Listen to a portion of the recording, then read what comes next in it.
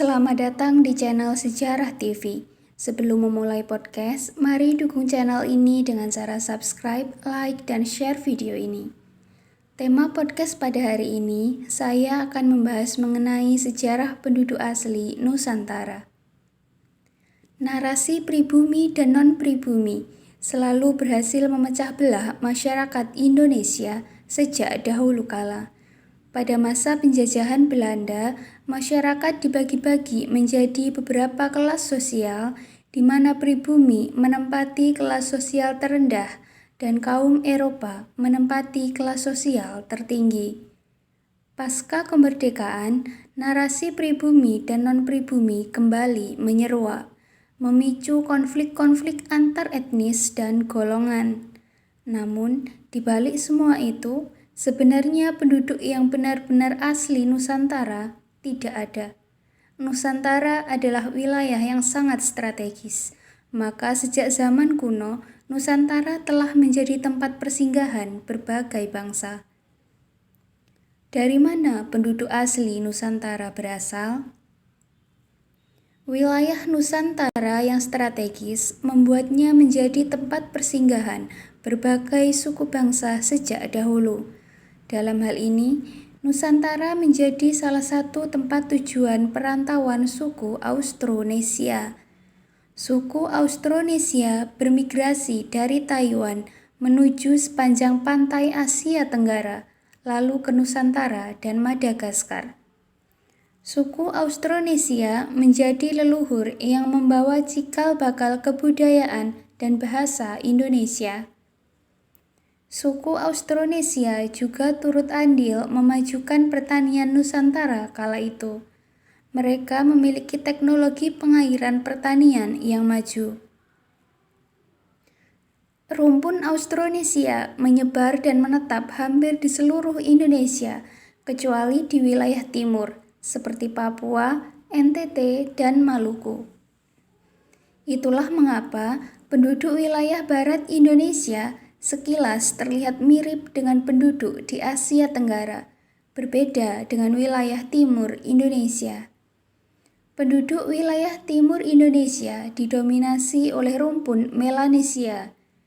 Komunitas ras Melanesia mulainya mengembara dari wilayah Nugini, termasuk di Bismarck di pantai bagian timur Laut Nugini. Komunitas Melanesia bermigrasi sampai ke Nusa Tenggara, Jawa, dan Kalimantan antara 15.000 sampai dengan 5.000 tahun yang lalu. Hal itu sejalan dengan penelitian pakar sejarah dan antropologi Indonesia dari Australia National University, Profesor James Fox. Profesor Fox menjelaskan bahwa migrasi komunitas Austronesia ke Nusantara merupakan migrasi terakhir yang meninggalkan Taiwan, diperkirakan sekitar 3.000 tahun yang lalu. Melalui jalur utara, migrasi Austronesia melewati Filipina sampai ke Sulawesi dan Kalimantan. Kemudian, bangsa Austronesia lanjut menyebar hingga ke Madagaskar melalui Sumatera. Hal ini dibuktikan dengan adanya pengaruh Sanskerta dalam bahasa yang dimiliki bangsa Maanyan di Madagaskar. Komunitas Austronesia bukan satu-satunya komunitas yang masuk ke wilayah Indonesia. Pada periode waktu yang berbeda, terdapat beberapa gelombang migrasi yang lebih dulu lewat ataupun mendiami wilayah Indonesia. Salah satu buktinya adalah ditemukannya keturunan genetis dari Denisovan yang terdapat di populasi Papua, Melanesia, dan Flores. Hal ini membuktikan bahwa sebelum kedatangan manusia modern, terdapat komunitas-komunitas yang telah menempati Nusantara terlebih dahulu. Selanjutnya, terdapat arus migrasi yang masuk melalui Semenanjung Malaya ketika daratannya masih bersatu dengan Sumatera dan Kalimantan. Bangsa ini membawa pengaruh pertanian. Menariknya, hampir semua migrasi yang masuk ke Indonesia melewati Sumatera sebagai tempat persinggahannya. Jadi, dapat dikatakan bahwa Sumatera menjadi tempat percampuran genetis yang paling banyak. Kemudian, siapakah penduduk asli Nusantara? Penduduk Indonesia biasanya dibagi menjadi dua kelompok, yakni kelompok Austronesia dan kelompok Melanesia. Pengelompokan ini terutama didasarkan pada perbedaan bahasa, kebudayaan, serta ciri fisik. Kelompok Austronesia mendiami hampir seluruh bagian barat Nusantara, sedangkan rumpun Melanesia mendiami wilayah Indonesia bagian timur. Namun, berdasarkan hasil penelitian, telah terjadi pembauran budaya dan genetika di antara dua kelompok ini sejak ribuan tahun silam. Bahkan di Papua, yang selama ini dianggap wilayah yang didominasi kelompok Melanesia, ternyata secara genetika terjadi percampuran, terutama di kawasan pesisir. Arkeolog dari Pusat Penelitian Arkeologi Nasional, Hari Truman Simanjuntak, mengatakan bahwa percampuran genetika itu membuat penduduk Indonesia menjadi beragam. Pembauran genetika antara kelompok-kelompok Austronesia dan Melanesia terjadi sejak fase awal perjumpaan mereka, yakni sekitar 4.000 tahun yang lalu. Jejak pembauran dalam genetika antara rumpun Austronesia dan Melanesia juga bisa dilihat dalam produk kebudayaan di antara dua kelompok tersebut. Sebagai contoh adalah tradisi makan sirih dari Austronesia yang kemudian juga membudaya di Papua. Sebaliknya, arsitektur rumah khas Austronesia di Wairebo, Flores menunjukkan peminjaman kebudayaan Austronesia. Pembauran ini, kata ahli bahasa dari Universitas Indonesia, Multa Mia Lauder, juga terlihat dalam penggunaan bahasa.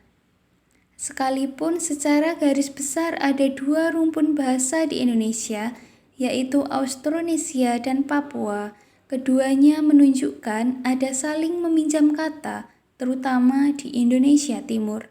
Lalu, bagaimana konsep bumi putra atau pribumi di Indonesia dari masa ke masa? Konsep pribumi sebenarnya lahir seiring datangnya kolonial Eropa. Pada masa prakolonial, konsep pribumi tidak dikenal. Orang-orang Eropa menamai orang-orang yang tinggal di pulau-pulau sebagai inlander, yang kemudian diterjemahkan dalam bahasa Melayu sebagai pribumi. Konsep pribumi atau bumi putra di Indonesia merupakan warisan dari sistem klasifikasi rasial pada masa pendudukan Belanda. Undang-undang kolonial pada tahun 1854 mencanangkan pemisahan rasial dalam 3 tingkatan status sosial, yakni pertama, golongan orang-orang kulit putih Eropa. Kedua, golongan timur asing yang meliputi orang Cina, Arab, serta India. Terakhir, golongan inlander atau pribumi yang kemudian diidentikan dengan masyarakat lokal Nusantara. Ironisnya, klasifikasi rasial warisan Belanda itu dilestarikan oleh Presiden Soeharto.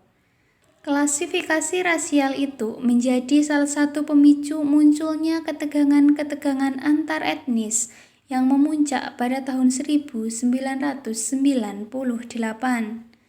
Pada tahun 1998, terjadi insiden penjarahan dan pembakaran kios hingga pemerkosaan perempuan Tionghoa di Jakarta. Menanggapi situasi tersebut, Presiden Habibie yang menjabat setelah Soeharto mengeluarkan Instruksi Presiden Nomor 26 Tahun 1998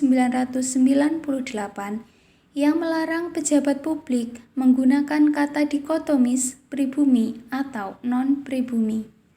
Maka dari itu, dapat disimpulkan bahwa sudah sepantasnya kata dikotomis pribumi dan non-pribumi tidak dipergunakan lagi. Dikotomi pribumi dan non-pribumi hanya akan memantik kembali sisa-sisa ketegangan konflik antar etnis dan golongan di Indonesia. Demikian penjelasan mengenai sejarah penduduk asli Nusantara. Apabila ada pertanyaan, dapat ditanyakan di kolom komentar. Jangan lupa untuk terus dukung channel ini dengan cara like, subscribe, dan share video ini. Terima kasih.